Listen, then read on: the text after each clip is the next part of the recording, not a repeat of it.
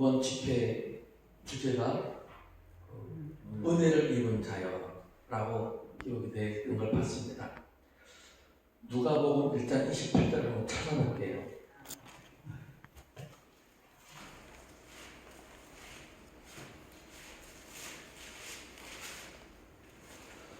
누가복음 1장 28장 제가 읽어보겠습니다.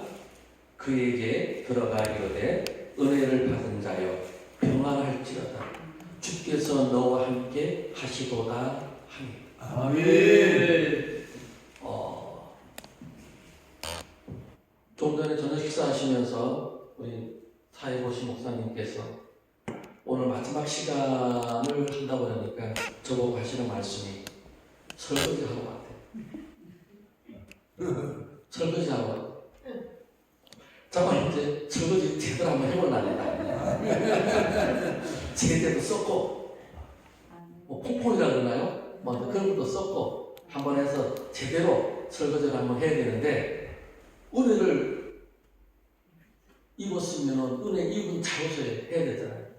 오늘 1장 28절을 보니까 누가복음 1장 28절을 보니까 천사 가브리엘이 마리에게 나타나서 하는 말이었어요. 마리에게 은혜 입은 자요, 은혜 입은 자요. 그러면서 뭐라고 얘기합니까? 네? 평안할지어다. 평안할지어다. 아멘. 은혜와 평안에 대해서 말씀드려볼게요. 보통 우리가 알고 있는 은혜는 뭘 보고 우리가 은혜라고 얘기를 하십니까? 은혜하면 우리가 좀 폭넓게 얘기를 하면 첫 번째 은혜는 물질. 안 좋아합니까? 돈 주면 좋잖아요. 누가 돈 주면 그냥 아멘 할렐루야 감사합니다. 하나님의 은혜입니다. 우리 그러잖아요. 물질적인 은혜 얼마나 감사합니까? 근데 또 한 가지 상황적인 은혜가 있어요. 상황적인 바로 뭐냐면 우리가 질병에 걸렸거나 또 뭐 우리 환경에 우리 가정에 남편이 속썩인다든가 되게 말 안 듣죠? 남편보다 더 말 안 듣는 사람이 누구예요? 자식들이 더 말합니다. 자식들이 더 말합니다. 좀 발전 들으면 얼마나 좋을까? 근데 이게요, 내가 원하는 대로 남편과 자녀들이 따라와 주면은 하나님 진짜 감사합니다. 이게 상황적인 은혜예요. 이게 상황적인 은혜인데 곰곰이 생각해 보세요. 진짜 그게 은혜인가? 극실적인 은혜 맞아요? 내가 원하는 대로 내 기대한 대로 내 욕심대로 따라왔을 뿐인데 하나님의 뜻대로 된 것이 아닌데 하나님의 뜻이 아니고 내 뜻인데 내 뜻으로 따라왔는데 이거는 우리가 하나님한테 내 뜻으로 내가 원하는 대로 되어줘서 하나님 감사합니다. 하나님의 은혜. 이 은혜만 구하면 안 된다는 얘기를 하고 있는 거예요 지금.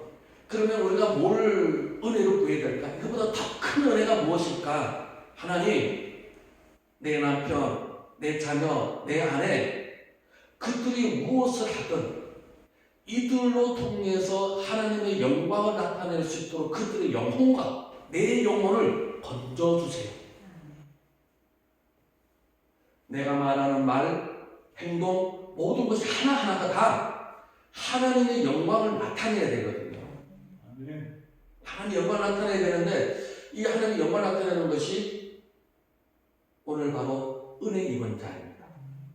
그래서 은혜 입은 자가 그럼 어떤 사람인가? 오늘 본문에 제가 제목 말씀드렸던 대로 하나님의 합한 사람이 되어져서 하나님의 합한 사람으로서 하나님의 뜻을 이루는 자.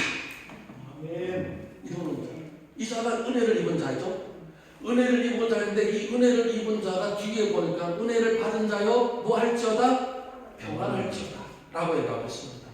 자, 평안. 세상 사람들이 말하는 평안은요, 세상 사람들이 말하는 평안은 우리 국어 사전을 찾아보니까 아무 일도 나타나지 않고 그냥 무사형통? 뭐 이거 있잖아요. 아무 일도 나타나지 그냥 뭐라고 그러지 그거를? 만사형통? 만사형통은 틀려요. 또. 아무 일도 없이 그냥 가만히 이렇게 사고도 없이 그냥 이렇게 가는 거. 이게 평안이에요. 하나님이 원하는 평안은 이게 아니었어요. 마리아가 평안할 때다 그랬잖아요. 마리아가 평안할 때인데 마리아가 임신하고 나서 아기 낳을 때까지 얼마나 고생을 하십니까? 얼마나 고생해요. 하나님이 원하는 평안은 바로 뭐냐면요, 이거였어요. 예를 들어 이렇게 얘기해 드릴게요. 바다에 노젓는 배가 있고, 그 다음에 이제 통통 배가 있고, 또 큰 군함 같은 배가 있어요. 그러면 노젓는 배는 이 엔진이 있을까요, 없을까요? 엔진이 없죠. 그러니까 노를 져서 또는 이제 바람에 의해서 뭐 나가 이런 밖에 없는데, 통통배는 그래도 엔진이 있어서 통통통통 그리고 이제 가요. 그러면 엔진이 있는 배하고 엔진이 없는 배하고 예를 들어서 폭풍이 좀 몰아쳤다.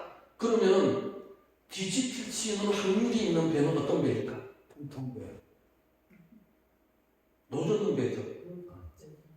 통통배는 그래도 힘이 있어서 통통통으로 간단 말이에요. 전진을 한단 말이에요. 더 큰 군함 같은 경우에는 어떠한 폭풍이 바라불어도 그 엔진, 그 튼튼한 엔진으로 이제 가는 거예요. 그 목표를 해서 가는 거예요. 지금 오늘 예배드린 여러분들 속에요, 믿음이라고 하는 엔진이 있어요. 믿음이라고 하는 엔진 없습니까? 있잖아요. 통통배의 엔진을 달고 있을지 아니면 군함 같은 엔진을 갖고 있을지. 근데 여러분들이 이제 어떻게 내가 그 엔진을 이제 할지. 그러면 엔진이 있으면은 연료가 있어야 되잖아요. 연료. 그러면 그 믿음이라고 하는 엔진 속에 연료를 넣어야 되는데 그 연료는 무엇일까? 기도라고 하는 거예요. 기도. 우리가 기도를 통해서 믿음의 엔진에다가 기름을 팍팍 부어가지고 군함 같은 엔진의 그 힘을 가지고 그냥 팍팍팍 움직일 때 똑같은 폭풍이 불어치고 비바람이 몰아치고 이 바람이 불어도 돛담배는 그냥 파도에 휩쓸려서 이리 가고 저리 가고 놀러치는데 군함은 그런 게 없단 말이에요. 아무리 쳐도 한 대로 그냥 탁탁탁 간단 말이에요. 저와 여러분들이 가지고 있는 믿음이, 그러면 이 군함은 그 바람 속에서도 이제 가는 방향이 막 힘들고 어렵고 막 불안해가면서 갈까요? 아니면 평안하게 갈까요? 평안하게 가죠. 하나님이 원하는 평안이 여기에 있어요. 우리 세상, 저와 여러분들 살아가는 이 세상이 지금 얼마나 이 세상 사망 권세에 세상의 이 마귀 집단에 지금 우리가 유혹에 당하고 있고 얼마나 지금 살아가고 있습니까? 지금 여러분들 예배 끝나고 집에만 가도 지금 사탄이 노리고 있잖아요. 사탄이 노리고 있어요. 누구가 사탄인지는 모르겠지만 노리고 있다는 말이에요. 오기만 해요. 어쨌든 우리의 믿음을 꺾어내리기 위해서 남편을 통하든 자녀를 통하든 누구를 통해든 그 사람을 통해가지고 마귀들이 이용해가지고 우리의 믿음을 어떻게든 깎아내리려고 하면 오늘 힘을 다 쓴다. 이게 우겨싸움을 당한다고 그러죠. 그러한 세태에 아무리 비바람 치고 얼음이 있고 환란이 오고 그래도 그것을 이겨내도 꿋꿋하게 하나님의 뜻대로 꿋꿋하게 나가는 것, 이것이 바로 우리가 가지고 있는 믿음이라고 하는 엔진을 타고 가기 때문에, 뭘로? 기도로서 가고 있기 때문에 우리는 기도하면서 그것을 이겨내려지니까 두려움도 없고 불안감도 없고 초조한 것도 없고 염려도 없고 근심도 없는 거예요. 그러니까 우리는 하면 어떻게 해요? 평안하잖아요. 하나님이 우리에게 원하는 평안은 거기에 있던 거였어요. 세상 사람들이 원하는 것은 아무 일도 나타나지 않는 평안이 아니라, 그래서 은혜 받은 자여. 그래서 오늘 이 주제는요, 여러분들에게 은혜 받은 자여 평안할지어다. 아멘. 어떠한 어려움도 이겨내고 기도로서 이겨내라, 이 말씀. 아멘. 하나님이 원하는 그 뜻은 바로 뭐다? 하나님의 합한 사람. 오늘 10편 138편은 다윗이에요. 다윗인데 이 다윗이 언제 쓰는 시냐면은 정복 정쟁, 정복을 다 끝마치고 정복을 다 끝마치고 나서 그때 이제 쓴 시에 이 138편. 그래서 하나님은 이 다윗을 위협하는 이 대적에게서요, 다윗을 건져주시고 그 생명을 유지시켜 주시고, 그러므로 다윗은 이 극적인 구원에 대해서 찬양하는 거예요. 하나님 감사합니다. 내가 무엇이 간데 여기까지 오게 해주셨습니까? 라고 하면서 찬양하는 그런 모습입니다. 다윗은요 점점 더 너의 시련의 속에서도 하나님께 자기의 인생 가운데서 계획한 뜻을 반드시 이루어갈 것을 신뢰했어요. 신앙생활하는데 세상 환경 때문에 불안해지십니까? 염려가 있습니까? 근심이 있습니까? 그 이유는 뭐냐면요, 하나님을 불신하기 때문에, 하나님을 신뢰하지 않기 때문에 어떤 사건, 어떤 사고가, 어떤 문제가 생기게 되어지면 그 문제에 딱 부딪히게 되어지면, 제가 요번에 아주 절실하게 요번에 제가 느꼈는데, 요번에 저희 교회에서 함부로 말할 수 없는 사건을 지금 제가 좀 말하고 있는 거예요. 요번에 추석 전에 바로 우리 교회에서 코로나가 번졌어요.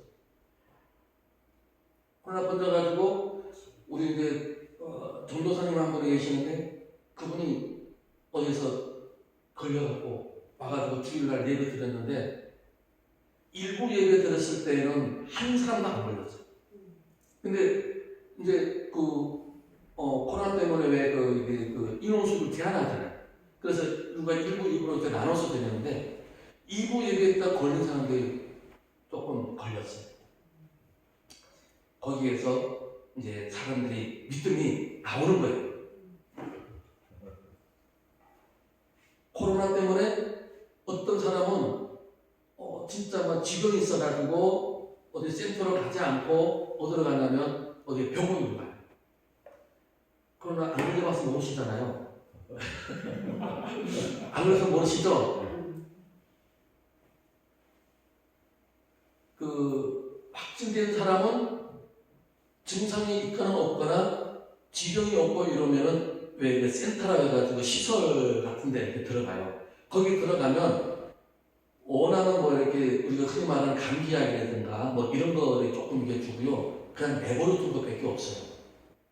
근데 이제 병원에 입원하는 사람은 어떤 사람이냐면 지병이 있는 사람, 심장 문제가 있다든가, 크게 이렇게 폐렴이 있다든가, 이런 사람들은 병원으로 바로 이송해서 치료를 이렇게 받아요. 근데 나이 40 조금 넘은 사람이 이제 지병이 있기 때문에 간이 안 좋기 때문에 바로 이제 병원으로 갔는데 열나고 기침하고 심했어요. 증상이 굉장히 심했어요. 그런가 하면 어떤 사람들은 별로 무증상으로 지나가는 있었고, 자, 이런 과정에서 우리가 살펴보니까 역시 믿음이 들어가는 사람은 틀리구나. 그런데요, 여러분들, 나의 믿음이 테스트 해보기 제일 좋은 데가 어디냐면 고난이 왔어요. 고난이 왔어요. 고난이 세 가지가 있어요. 고난이 세 가지가 있는데 애매한 고난이 있어요. 이 애매한 고난이 뭐냐면, 김평호 목사님하고 나하고 이렇게 걸어가다가 내가 돌부에 이게 탁 걸려갖고 넘어지면서 내가 김평호 목사님을 자꾸 같이 넘어졌어. 그러니까 나는 넘어져서 고난당하는 건데, 김평호 목사님 나 때문에 괜히 애매한 고난을 당하는 거예요. 이게 애매한 고난을 당한다는 거죠. 다음에 두 번째는요, 내가 잘못해서 받는 고난이 있어요. 내 아이의 죄 때문에. 이거는 할 말이 없어요. 이 죄값을 내가 받을 때에는 겸손하게 받아들여야 돼요. 하나님 감사합니다. 이 고난으로 나를 유치해주고 해결해주시면 감사합니다. 이게 그냥 할 말 없어요. 하나님께. 근데 죄 없이 받는 고난이 있어요. 다윗이 오늘 138편이지만 140편에서부터 143편까지는요. 다윗이 엔게디 군에서 엔게디 항구지에서 그 받는 고난을 이야기해 주는데 사울한테 쫓기면서 괜히 아무 죄도 없이 그 쫓기는 고난에서 이제 얘기를 하면서 이런 고난을 통해서 하나님 나를 믿음의 시련을 통해서 믿음을 자라게 해주시니 하나님 감사합니다고 찬양해요. 시편을 하면서요, 이 다윗의 믿음은 다시 한번 우리가 이제 느껴지는데요. 저는 이 시편 지금 이게 저는 새벽 예배, 주일, 수요, 금요일은 아니구나. 이제 이어서 이제 하고 있거든요. 이어서 하기 때문에 이 시편을 지금 강의하면서요, 우리 믿음대로 그냥 교회도 그렇고 코로나도 그렇고 지금 그대로 좀 달아가고 있어요. 거기에서 하나하나 다 건져내죠. 어떤 사람은 코로나 걸린데도 하나님 감사합니다. 이걸 통해서 믿음을 지키게 해주고 나의 믿음의 현주소를 알게 해주신 것에 감사합니다 나오는 성도가 있는가 하면 괜히 전화해가지고 막 짜증내면서요. 아니 왜 그 전도사님이 걸려갖고 왜 이렇게 나를 이렇게 고생하게 만드나 이렇게 하는 사람도 있어.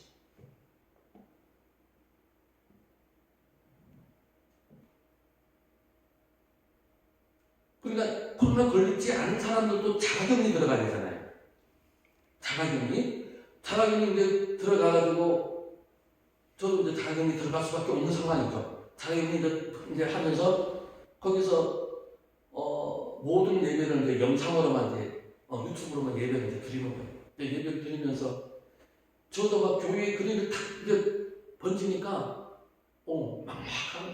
막막하다 보니까 주일날 예배를 첫날 예배 드리는데 찬양을 하는데 눈물이 나.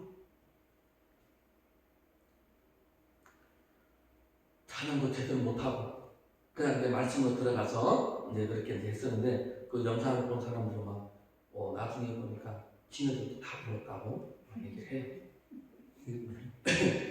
자, 다윗이 하나님을 그 자기 인생 가운데서 개간 것을 반드시 이룰 것을 신뢰했던 것처럼 저희들도 다윗한테 임했던 하나님이 오늘날 우리한테 지금 하고 계시다라는 것을 믿으셔야 돼요. 알고 있으면 안 돼요. 머릿속에 우리는 신앙생활 지금 여기 계신 분은 전부 다 신앙생활의 연축이 있잖아요. 구력이 한 자리 숫자가 아니잖아요. 두 자리 숫자잖아요. 그 두 자리 숫자인데 그 두 자리 숫자 된 것만큼 하나님에 대해서 많이 알고 있는데 이 머리에서 여기까지 내려오는데 몇십 년이 걸린 사람도 있어요. 여기까지 내려오고 알고 있으면 안 됩니다. 바로 믿어야 돼요. 하나님을 신뢰해야 돼요. 모세 때 계셨던 하나님, 모세 때의 형례를 가르쳤던 그 하나님, 다윗 때 있었던 하나님, 그 하나님 내가 지금 믿고 있습니다. 이걸 우리가 믿어야 돼요. 이걸 신뢰하는 것입니다. 그래서 사람들은 그래요. 특별한 곳 아니면 아주 극한 상황 아니면 예를 들어서 무인도라든가 이런 데 가가지고 완전 죽음 직전에 있을 때 다니엘이 사자굴에 들어갈 때 또는 그 친구들이 풀무불에 들어갈 때 완전 죽음 직전이잖아요. 이럴 때는 주위에 있는 사람들은 눈치를 볼까요? 안 볼까요? 눈치 볼 일이 없죠. 눈치 볼 일이 없지만 그거가 아닌다면 아는 사람들은요 극한 상황이라 해도 사람들은 눈치를 봐요. 눈치.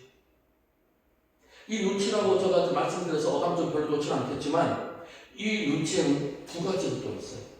눈치 두 가지. 눈치 보는 방향이 있어요. 우리가 눈치의 방향이 사람들과 이렇게 이제 사귀면서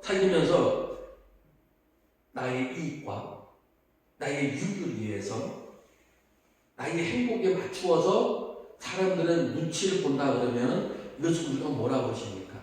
처세라고. 우리가 살면 처세 왜 저렇게 해? 막 그러잖아요. 처세라고 우리가 얘기를 하고 있습니다. 근데 또 하나 눈치의 방향이요.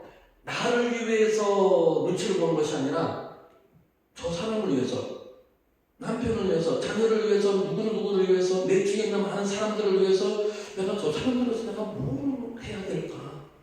그 사람들의 눈치를 보고 나를 희생할 수 있는 거, 이걸 뭐라고 해요? 그 눈치 보는 것은 우리가 배려라고 얘기를 하고 있습니다.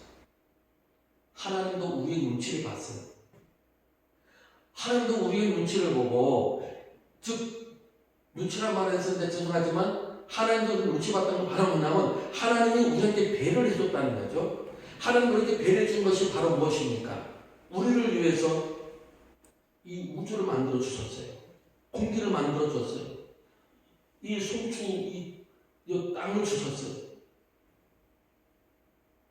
산과 들녘을 주시면서 먹을 것을 주시고 우리를 위해서 주셨어요.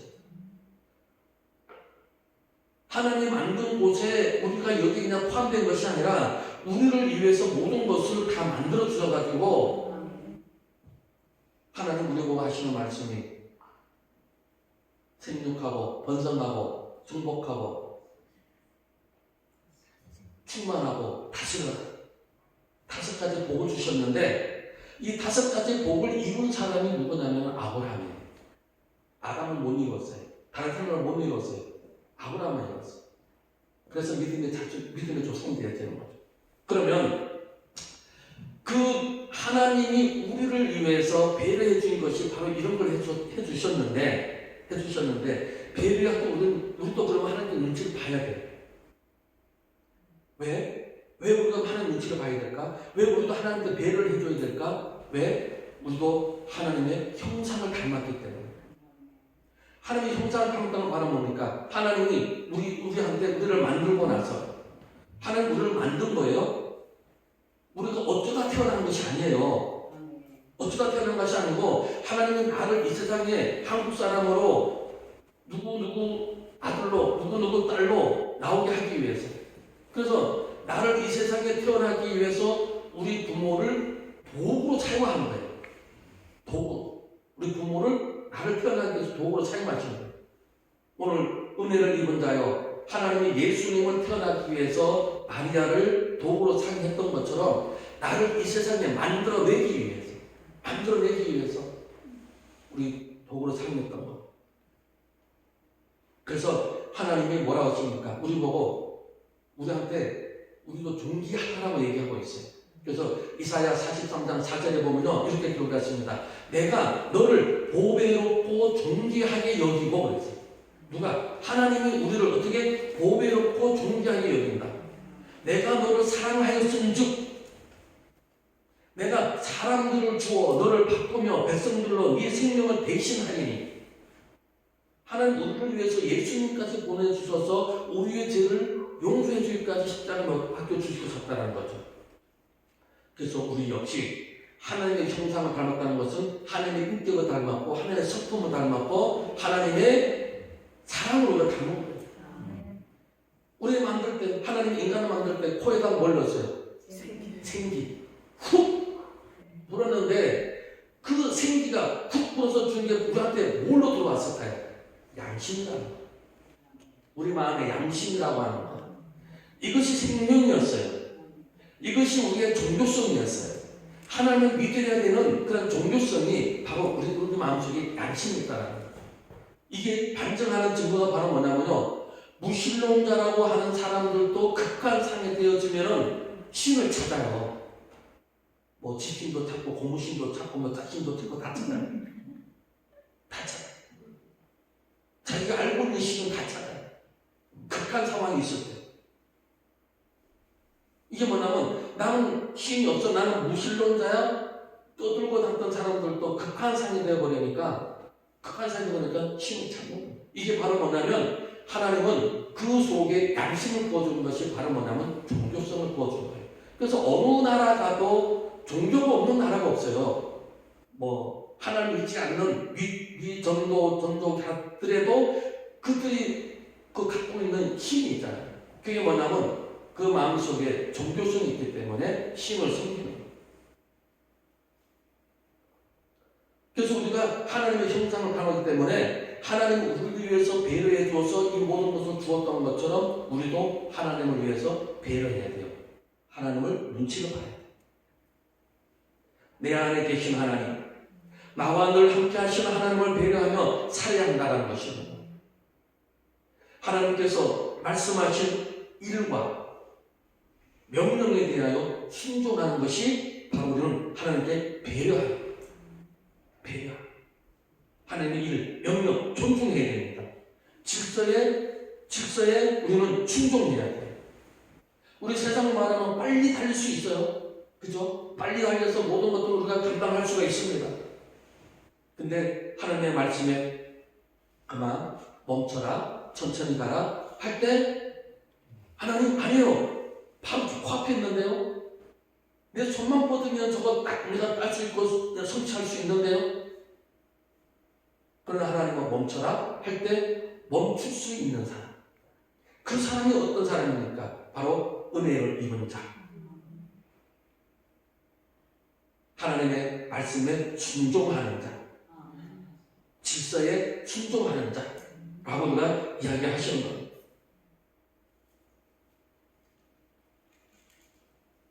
그럼 우리가 하나님 어떤 분인지 우리가 알아야 되잖아요. 하나님 어떤 분이냐면은 오늘 1절 2절을 읽어보겠습니다.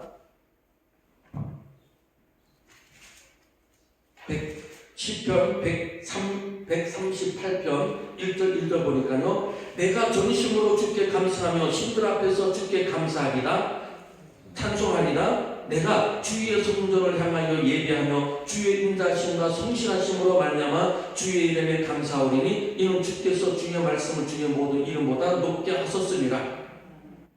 하나님은 성실하시고 인자하시다라고 얘기하고 있습니다. 하나님은 성실하고 인자하시다. 그걸 우리가 어떻게 기준을 잡을까요? 하나님은 왜 뭐 때문에 성실하고 인자하시지? 어떤 사건 때문에 인자하고 성실하실까? 이것을 봤더니 하나님은요 3절에 읽어보니까 내가 간구하는 날에 주께서 응답하시고 내 영혼에 힘을 주어 나를 강하게 하셨나이다. 하나님은 우리에게 약속하신 것 변함이 있습니까 없습니까?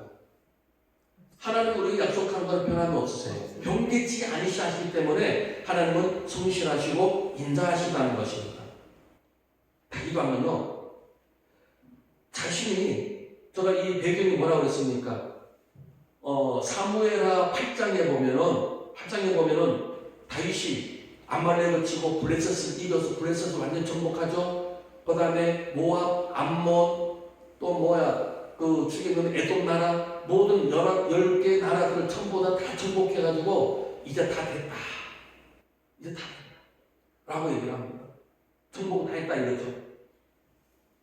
그러면 다윗이 정복할 때까지의 어떤 시련이 있었는가 한번 보세요. 여호수아가 군대를 일으켜가지고 가나안 땅에 점령을 했습니다. 가나안 땅을 점령했을 때 여호수아가 하는 말이 무엇입니까? 12지파 보고 야 너희들 내가 땅을 지도를 딱 그려가면서 여기는 너, 여기는 무슨 지파, 여기는 무슨 지파 다 땅을 나눠줬어요. 땅을 나눠줬어요. 12지파 나눠줬는데 12지파 중에서 4지파는 빼고 11지파에게 다 나눠줬어요. 근데 이 11지파 중에서 뭐라고 그랬냐면 하나님이 말씀하신다. 너희들이 그곳에 가가지고 그곳에 있는 원주민들을 전부 다 뭘 하라고 했습니까? 진멸하라고 했어요. 원주민만 진멸하는 것이 아니고 어린아이 젖먹이까지 가축까지 전부 다 진멸하라고 말씀을 했는데 여기서요 2개 지파만 빼놓고는 전부 다 진멸하지 못해요. 오래 한 개 지파는요 진멸하다가 오래 당해가지고 쫓겨나가지고요 그 좋은 땅에서 저 북쪽으로 도망가 버려요. 무슨 지파가? 단지파라고 하는 지파. 근데 나머지 지파는 쫓아내라고 해도 쫓아내지 못하고 어떻게 합니까? 원주민들을 자기네 종으로 삼아버려요. 우리가 농사를 짓지 못하기 때문에 농사 짓는 방법을 몰라요. 이스라엘 백성들은 가나안 땅을 점령을 하긴 했는데 유목민이기 때문에 농사를 안 짓고 다 몰라요. 근데 원주민들은 농사를 잘 짓기 때문에 이 농사를 어떻게 짓는 거야? 배우고 그들한테 일꾼으로 삼은 것이 원주민, 이스라엘 지파들이었어요. 그런데 이것 때문에 한 400년 가까이 사사기 시대가 오는 거예요. 하나님의 말씀에 제대로 순종하지 아니한 것 때문에 사사기 시대에 그렇게 블레셋으로 통해서 아주 많은 고난을 당하는 거죠. 이것이 400년 지나서 다윗이 모든 것을 완전 정복했을 때 이것이 그때 그 시간이 걸리는 거예요. 이때 이제 다윗이 20편을 썼다고 그랬습니다. 133편을 이제 썼다라고 얘기했습니다. 그래서 다윗이 생각해보는 거예요. 하나님 왜? 곰곰이 다윗이 생각해보고 있는 거예요. 왜? 어떻게 이런 일이 나한테 일어나지? 왜 있었을까? 그래서 다윗도 하면요, 회상하면서 오늘 본문의 시를 쓴 거예요. 하나님 왜 400년 동안 다른 사람도 있을 텐데 왜 나 같은 사람한테 이런 일을 큰 일을 해가지고 전부 다 정복할 수 있도록 하나님 했을까? 아하, 이것은 하나님이 하셨구나. 하나님께 있었다는 사실을 깨닫는 거예요. 하나님이 능력을 베풀어 주시고 모든 전쟁에서 승리할 수 있도록 은혜를 베풀어 주신 하나님이기 때문에 이게 가능하였구나. 내가 힘이 강하고 내가 뭐 잘해서 다윗은 전쟁할 때마다 기도하잖아요. 그죠? 기도하죠. 하나님께 맡기고 기도하러 가죠. 다윗은 하나님한테 합한 사람이라고 얘기하고 있습니다. 왜 그럴까? 다윗은요, 우리들보다도 죄가 많은 사람이에요. 우리들보다도. 가늠을 행했죠. 사람까지 죽였죠. 자녀 교육은 우리보다도 못 시켰어요. 그래도 여러분들 자녀들은 지금 잘 살고 잘 있잖아요. 근데 다윗 자녀를 보세요. 반역을 저지르고 다윗은 죄가 너무 많아요. 그럼에도 불구하고 하나님 합한 사람에 대한 바는 뭡니까? 선지자로부터의 직책을 받았을 때, 책망을 받았을 때 그것을 달기에 받고, 아하, 하나님 나에게 책망하시는구나. 회개하고 돌아왔기 때문에 합한 사람이라고 이야기를 하고 있는 것이죠. 그래서 다윗은 하나님의 약속, 하나님의 신뢰, 하나님의 믿음을 아주 확실하게 믿고 있는 사람이었습니다. 그래서 하나님은 성실하고 인자하시다라고 이제 말씀을 드리는 것이죠. 4절 읽어볼까요? 4절 여호와여 세상의 모든 왕들이 주께 감사할 것은 그들이 주의 입의 말씀을 들이오며 5절 그들이 여호와의 도를 노래할 것은 여호와의 영광이 크심이다. 다윗 왕은 세계 만방이 여호와의 도를 노래할 것을 선포하고 있어요. 세계 만방이라는 말은 뭡니까? 하나님이 나에게 능력을 주시고 힘을 주셔가지고 이 주위에 있는 여러 것들 전부 다 정복했어요. 정복하고 나니까 그들이 전부 다 다윗 밑에 와가지고 조공도 드리고 다윗이 하라 그러면 할 거 아니에요. 그죠? 정복을 당했으니까. 그러니까 다윗은 뭐랄까? 너희들 또 하나님 앞에 나와서 찬양 드려, 예배 드려 라고 하니까 이 열왕들이 하나님 앞에 나와서 다윗이 섬기던 그 앞에 나와서 그 열왕들도 열국의 많은 백성들도 하나님 앞에 나와서 찬양을 하더라. 우리한테 적용해볼까요? 시편 142편에 보면은 다윗이 그래요. 그 엔게디 황무지에서 쫓겨다닐 때 자기는 골리앗을 죽였고 그런 영광에 사울은 천천히요 다윗은 만만히요 그렇게 영광 올려드렸던 다윗인데 사울한테 쫓기고 다니니까 자기는 나는 비천합니다. 나는 힘이 없습니다. 라고 얘기를 합니다. 왜 그럴까요? 쫓기고 다니다 보니까 자기가 믿음이 약해진 거였어요. 약해졌지만 다윗은 다시 일어섰습니다. 나를 죽이고자 하는 사울의 적보다도 강한 하나님한테 하나님 부르짖고 기도하고 나오는 거예요. 기도하고 나오니까 하나님이 전부 다 해결해 주는 거예요. 이걸 믿고 있었어요. 그래서 다윗은 하나님 저 사울 죽여주세요. 자기가 죽일 수 있는 기회도 있었잖아요. 그죠? 다윗이. 근데 안 죽이잖아요. 저와 여러분들도요, 우리 주위에 이렇게 뭐 목사님들, 주의 종들 이렇게 많이 계시면요, 잘못을 했다더라도 절대 정죄하지 마세요. 절대 정죄하지 마세요. 오직 하나님만이 그를 심판합니다. 하나님만이 그를 하지. 우리가 우리 입술로 저 사람 왜 저래? 목사인데 왜 저래? 막 이럴 필요가 없다라는 거예요. 우리는 그저 하나님이 뜻인 대로 하나님의 합한 사람으로서의 하나님 뜻을 이루기 위해서 천천히 빨리 가라 빨리 가고 천천히 가라 천천히 가.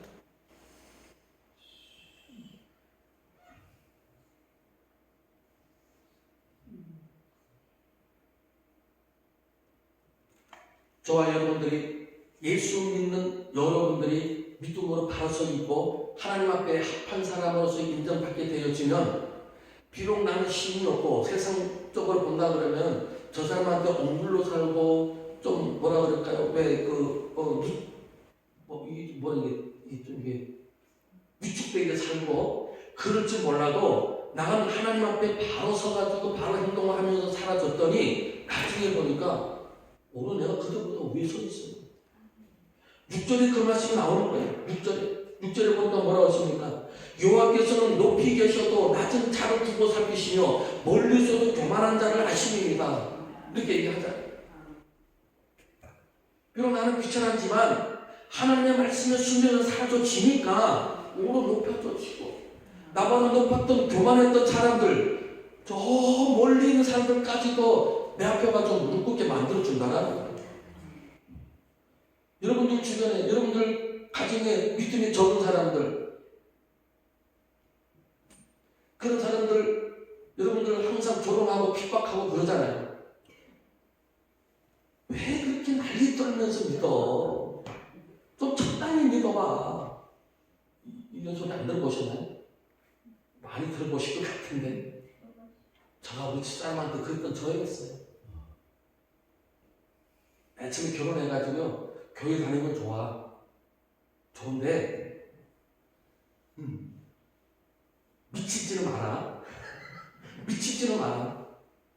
왜 그런 얘기 하냐면요 우리 집사람이 저 여의도 신봉 출신이에요. 거기도 얼마나 좀 나쁘게 얘기하면 좀 난리를 떨어요. 막 금요일날 그 철학에 한번 가봐봐요. 진짜 그 성전이 막 부러질 것 같아요. 몇십 년 전에는 더 했어요. 그러니까. 두꺼웠죠. 그 환경을 보고서 야 너는 좀 제발 좀 자중하면서 믿어. 제발 미치지 마. 지금 와서 저가 미쳤어요?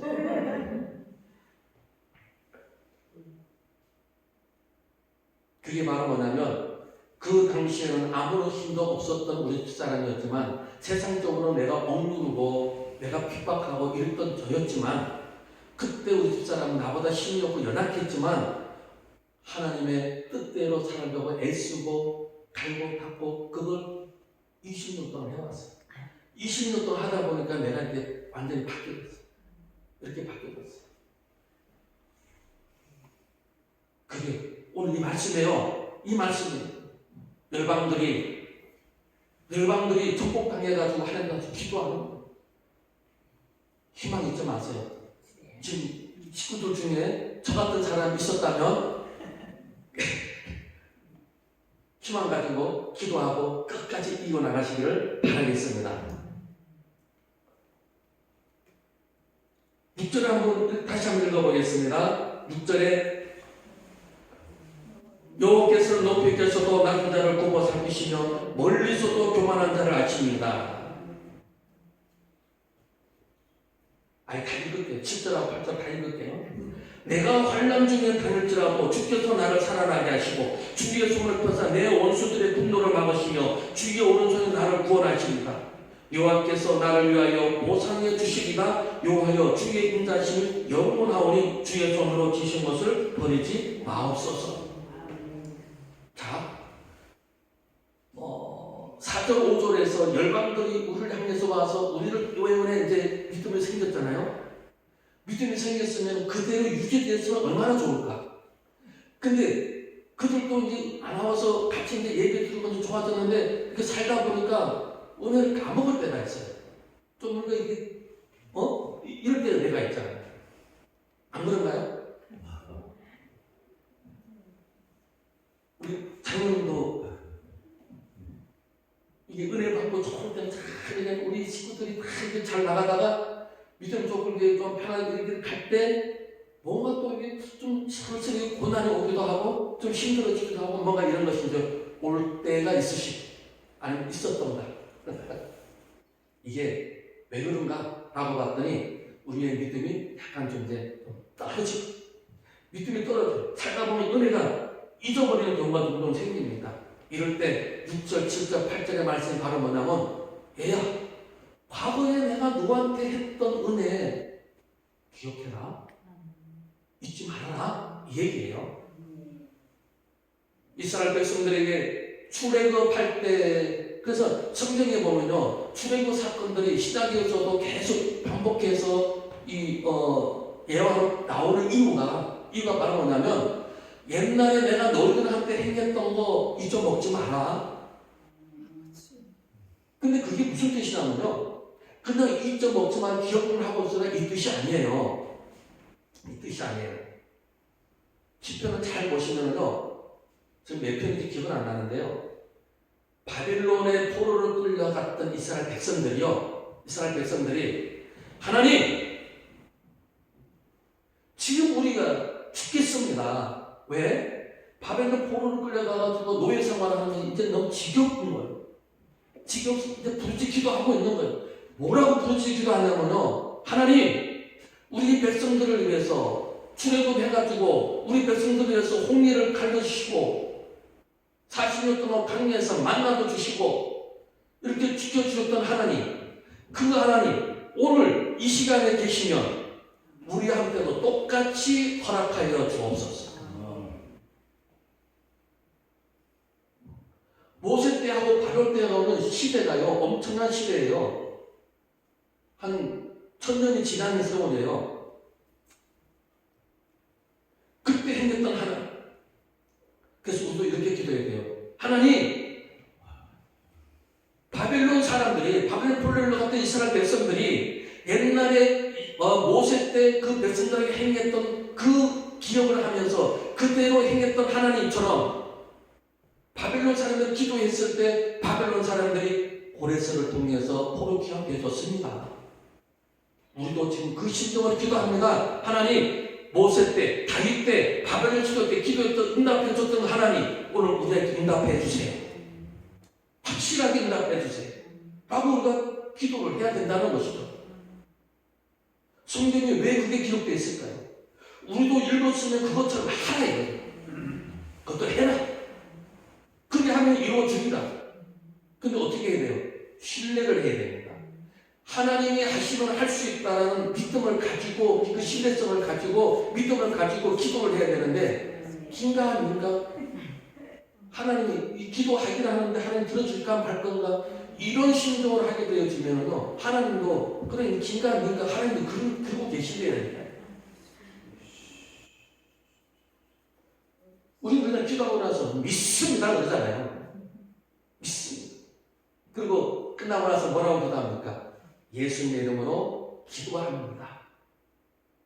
이 예수님의 기도합니다 이거요 무당들이 왜 이제 주문 외우듯이 우리도 그런 식으로 하는 경우가 많이 있어요. 여러분들 설교 강단 들어서 말씀 따라서 아멘 아멘 하잖아요. 아멘 아멘 하잖아요. 아멘 했으면 또 기도 끝나서 예수님 기도했으면 삶으로 살아야죠.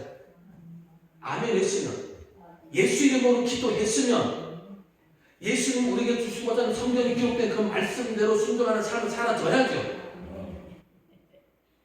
이게 예수님은 기도한 거예요. 근데 삶은 그때 살지 않고 삶은 세상 방향대로 살아지면서 사람들이 보는 눈치 방향이 나만을 위해서 아까 그랬죠. 은혜 받을 때 죄송합니다. 은혜 입은 자요 했을 때 은혜 제가 두 가지 얘기를 했잖아요.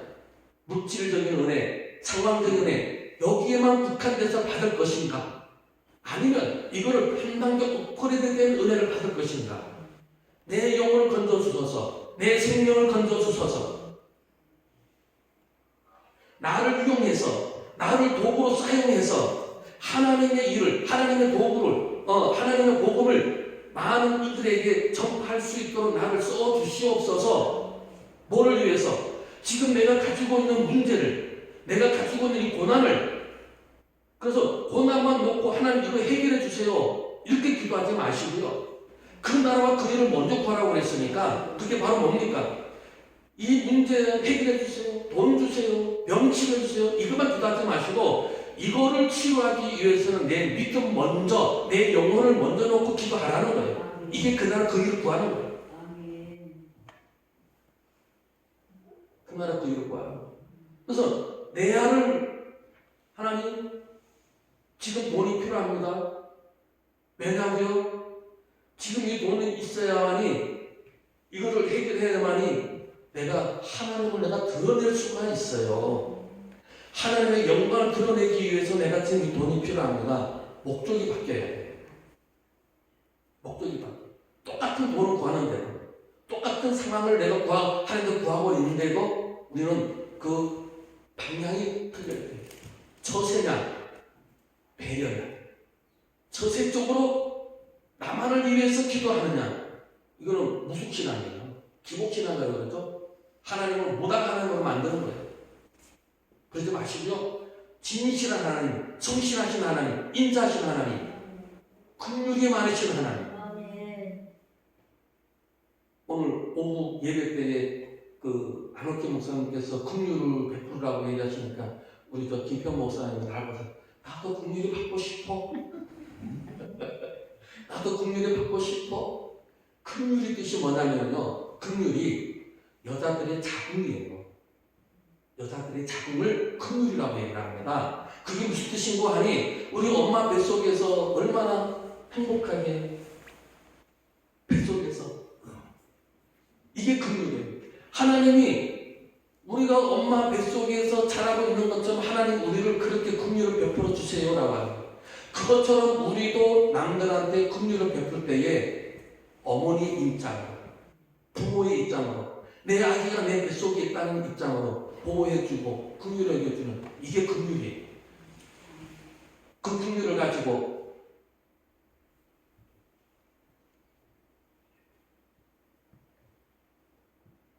오늘 말씀 이 구원은요, 우리들에게 개인적으로 찾아오지만 오늘 6절, 7절, 8절 이 말씀은요, 어떤 그 개인을 넘어서서 하나의 이 공동체를 이루는 교회에 임하는 경우가 많이 있습니다. 그래서 오늘 이 부흥성의 주제가 은혜를 입은 자여.